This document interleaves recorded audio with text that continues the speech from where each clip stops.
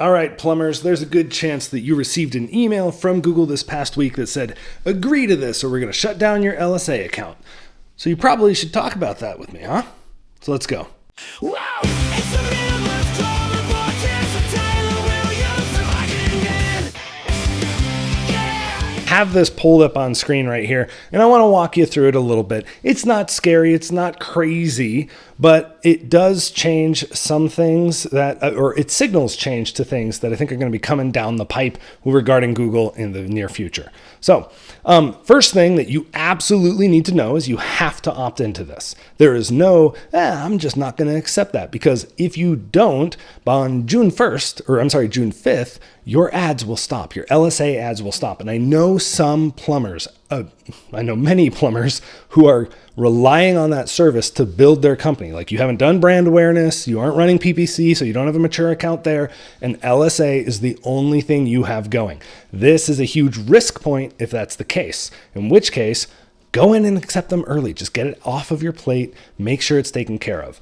Now, with that in mind, if you are relying that heavily on one portal for your leads, you've got a problem, which is called eggs in one basket. We all know this. So go and work on getting other things up and running. It's really important that your marketing is diversified, even if it feels like, well, we're taken care of over here.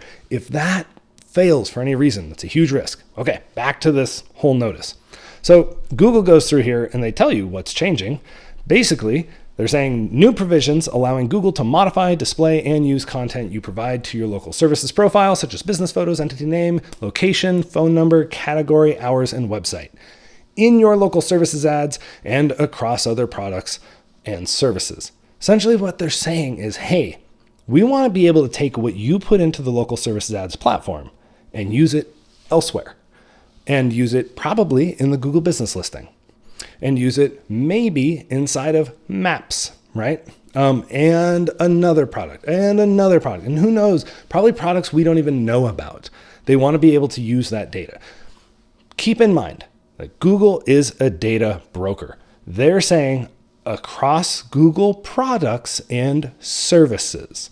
So some of Google's services is selling data. That's what their advertising network is. So I fully anticipate that this is going to give them a little bit of extra insight into some of the businesses that are on the platform, and they want to be able to use that around. Okay, so the one thing to keep in mind is Google's platforms are varied and vast. There's a ton of them, and I've got other thoughts on that I'll be sharing probably in the next week here about like how you can leverage multiple things and what that might do or might not do. But with Google, when it comes to their marketing services, especially LSA and PPC, it uses the same stinking account, but you have two separate points of entry. It's like having two doors to a room with a wall in the middle. It makes no sense, but that's the way it's structured. And so if you're running LSA, the only thing that's like the same as PPC, even if it's the exact same ad account, is the security settings. As far as I know, there might be a few other places, but that's the same user panel on both sides of it. Why they don't let you just hit a button that says, I want to see my local service ads, now I want to see the rest of the Google Ads platform, I have no idea. You have to back out, go to another spot. It's ridiculous. So what I'm wondering here is if Google is trying to blend the lines a little bit more, maybe knock down that wall in the middle in order to create greater cohesion among their products, but they also absolutely want to lift your data and surface it elsewhere. And honestly, that could be a good thing. Most likely it's going to be a good thing. We don't know if it's going to be a bad thing, right? Now imagine, for instance, Google Assistant, if you put information into Google Assistant, into Google Local Services, that Google Assistant gets to pick it up and surface you if they're doing a voice search, which is very, very slim for plumbers. That's not exactly a priority zone that I would focus on, but that is a possibility if they have the okay to do it. And that's basically what they're saying. They're saying, hey, we want to be able to pick up info, put it somewhere else, and you have to do it. We're not going to let you opt out. So, or opting out, essentially opting out of the entire platform at that point. So I think that's one of the biggest things that they're wanting to do here. But There's a little bit more, and I think that the local services platform is probably going to get more robust, not less, because it is the greatest deal of control that Google has on their own inventory. Take a listen to this. New provisions allow Google to select, modify, display, and use rich content, including but not limited to photos, provider bios, service descriptions, special offers, pricing information, and discounts.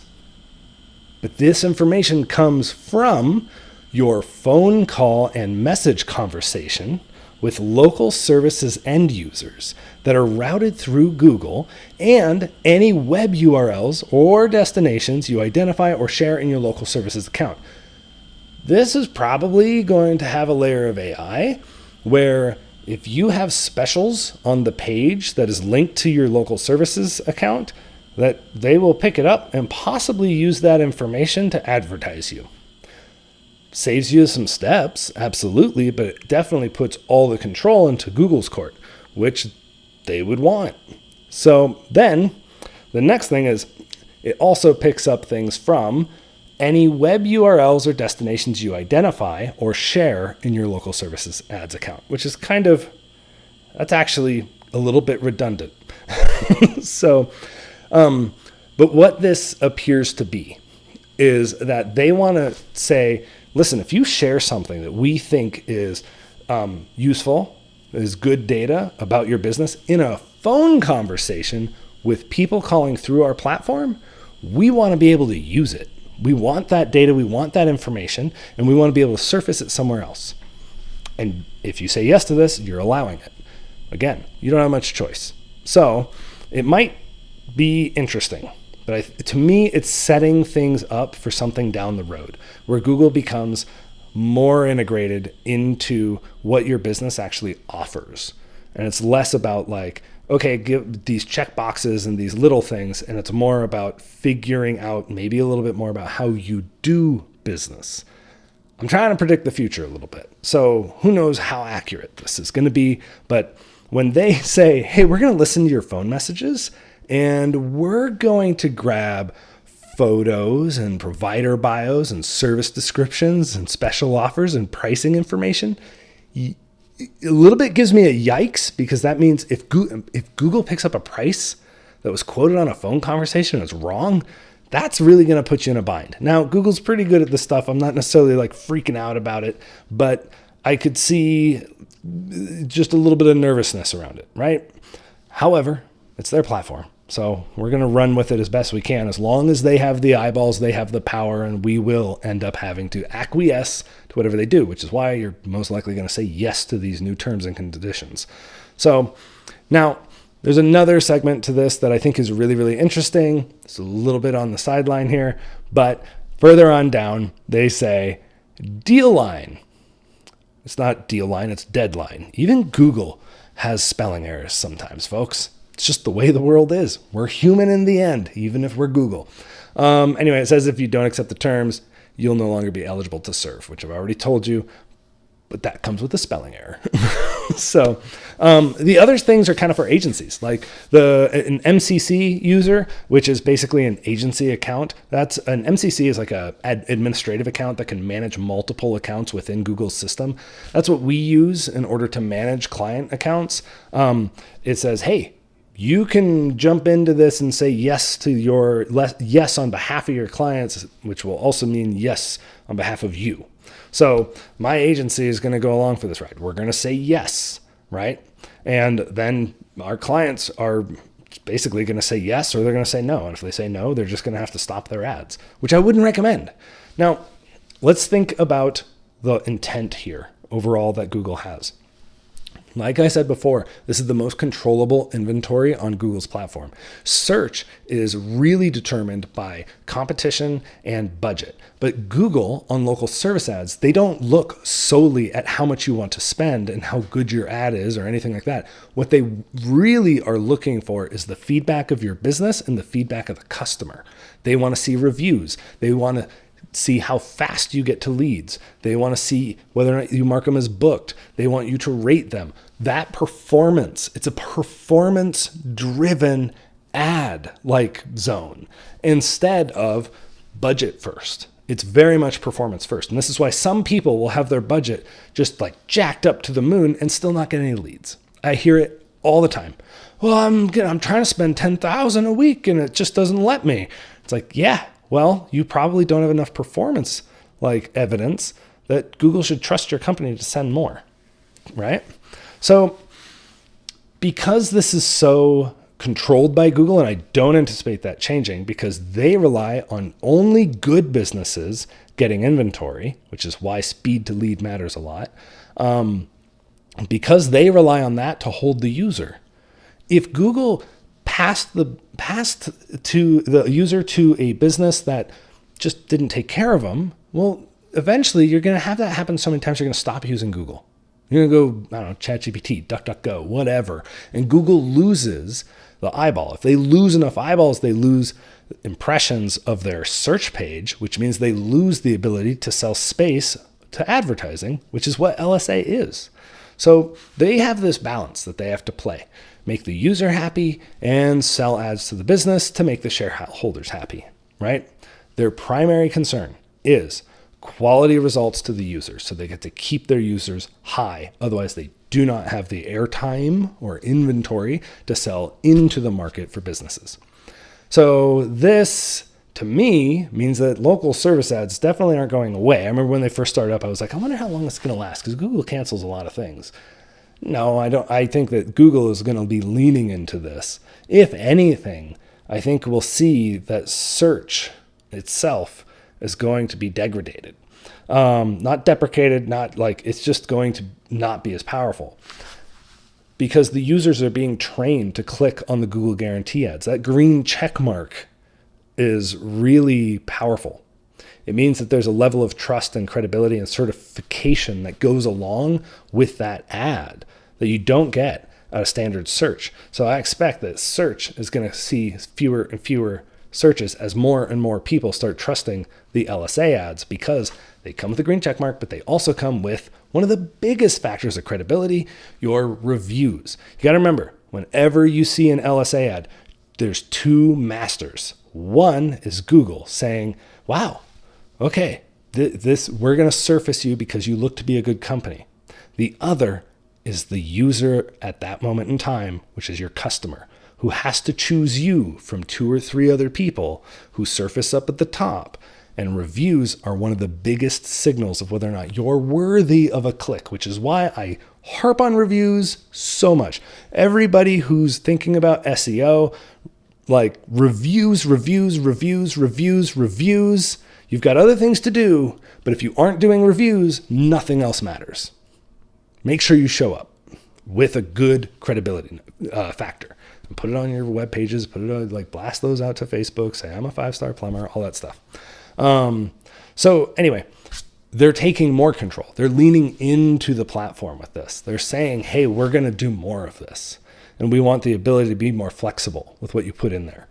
So I think that LSA is likely on a growth curve. And I think that it's just going to keep on going. The hardest thing about LSA is in a market where you've got, let's say 50 plumbers, you've got 3 spots. Like it is crowded inventory.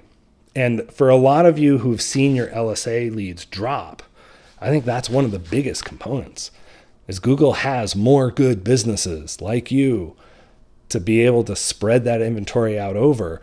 And guess what? They make just as much money if it's you or if it's someone else. So again, be careful about leaning in to only one basket with your entire business. So I think that this is just Google keeping on trucking. And we're going to see more changes to it in the coming year. The changes on the search page, they seem to have sped up by quite a bit. And we're just going to have to ride the wave as Google brings it. And I know Google is under quite a bit of pressure from both their monopoly trials going on, right?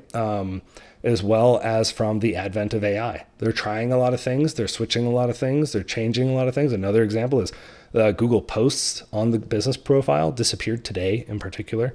Like they just are gone for a lot of profiles. Could be a glitch. Could be a change. We don't know. We're waiting on an announcement if there is one. So Anyway, I hope this helps give you a little bit of insight, because all I do is think about this stuff. And it's always interesting for me to watch what Google announces, even if it has a spelling error, and try and interpret what it is they're prioritizing.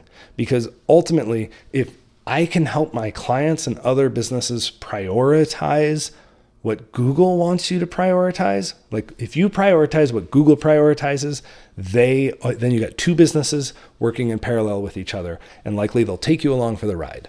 If you don't, they aren't going to reward you with squat. They are under no obligation to send you free traffic, folks.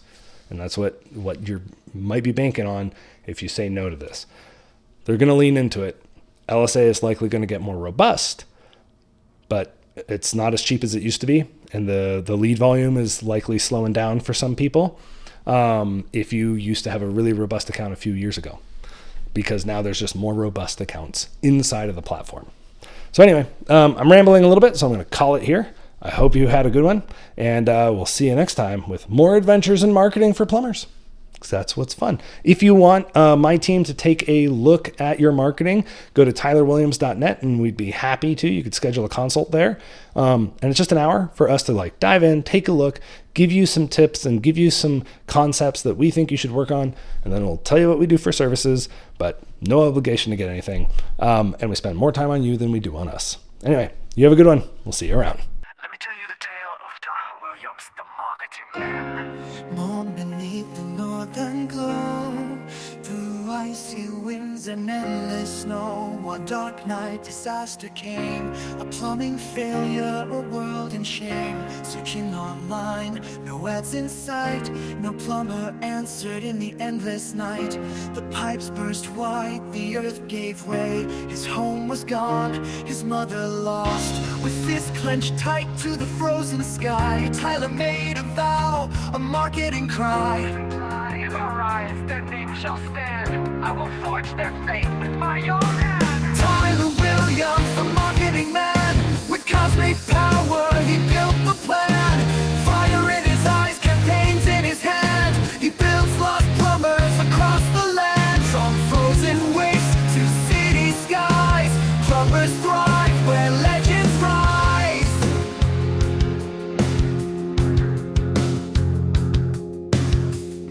He roamed alone through ice and stone, the Alaskan wilds became his home. He fought off bears with furious might and carved a shelter through the night. But cold winds whispered, his breath ran thin. He stumbled weak, his strength grew dim. Then through the storm, a shadow tall, a mighty mammoth, a titan's call. I am Mark, the marketing mammoth. Tyler, your time has come. I will teach you the cosmic secrets of persuasion and advertising. Ancient marketing magic lost to time. Through my wisdom you shall rise, and the world will always find a plumber in their time of need. Tyler Williams, the marketing man, born of the wild with a mammoth plan. He bends the stars, he shapes the sky. For plumbers lost, he lifts them high. With words like thunder, ads like fire, he turns their dreams into empires. No more shadows, no more doubt. With mammoth power, he pulls builds out. For 35 years through frost and fate, he studied with Mark, making marketing great. He grew 10 feet, his beard turned wild.